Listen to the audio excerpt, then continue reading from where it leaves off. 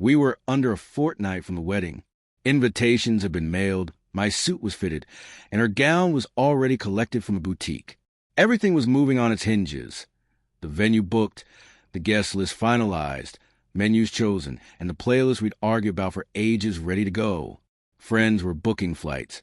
Relatives were reserving rooms. And all that remained was for us to walk down the aisle and say our vows. So when she asked to talk that Tuesday night, I assumed it was pre-wedding nerves or a last-minute impulse to elope. We just finished dinner. I was rinsing plates while she sat on the couch looking like someone about to confess. Instead of a small, manageable request, what came out her mouth tore through me. She needed to see one person before the wedding, her ex, the man she dated for 4 years before me, the one she swore was a closed chapter. I felt the floor tilt. Why? I asked, bracing for whatever truth she wanted to unload. I never had closure with him, she said, eyes avoiding mine. I can't walk into marriage carrying that.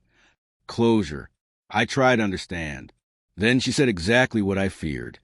She needed one last night with him. Time stopped. My breath flattened. I thought I'd misheard, but she was serious. She wanted to sleep with the person she once loved one final time as some sort of emotional cleanse before promising forever to me. The room felt foreign. The woman I'd planned my future with became a stranger. You want permission to cheat? I asked, shock low and steady in my voice. It isn't cheating if I tell you, she replied quietly. I'm being honest. Isn't honesty what matters?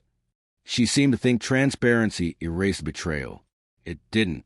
I didn't explode. I didn't beg. I stared at her until something in me decided we were done arguing about morality. Fine, I said. Go. Have your night with him. But when you come back, I won't be here.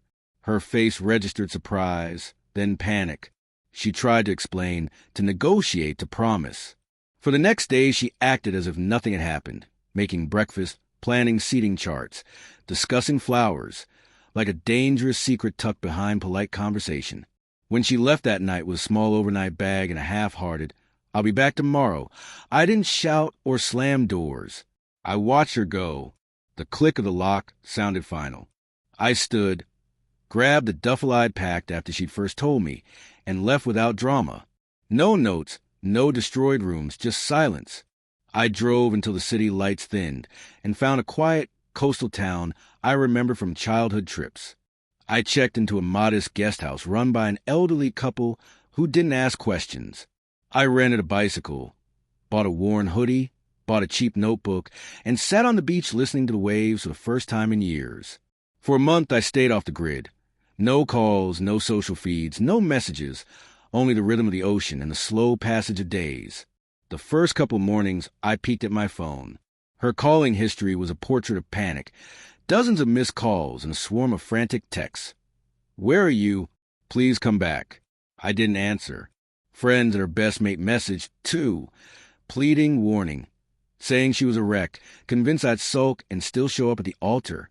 I shut the phone down on the second day and didn't switch it on again for weeks.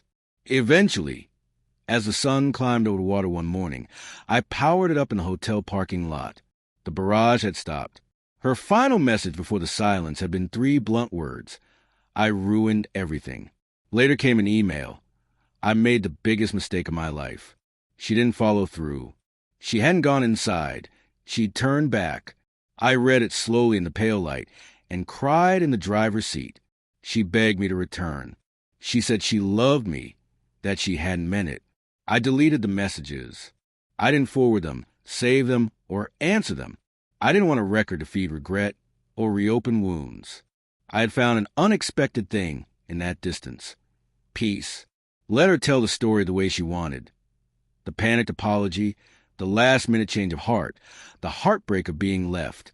I didn't need to correct it for her sake. Deep down, she would always know what she'd asked for.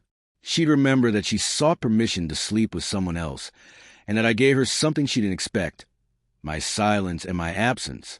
I left her with a life that would have to reconcile that truth. I kept the peace I'd chosen, and she could keep whatever version of the ending made her feel better.